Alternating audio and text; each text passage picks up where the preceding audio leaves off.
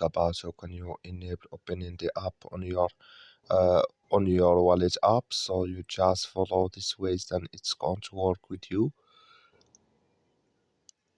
All you have to do in the first, you just go down here, click on this sign down here, just click on it.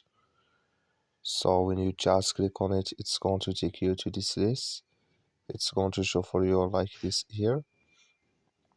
So then here you go above this sign, click on it. Then it's going to take you to this list. It's going to show for you like this here. Then you click here on security, just click on it. You come to this list, it's going to show for you like this here. You come here to open the app, you just click on this sign.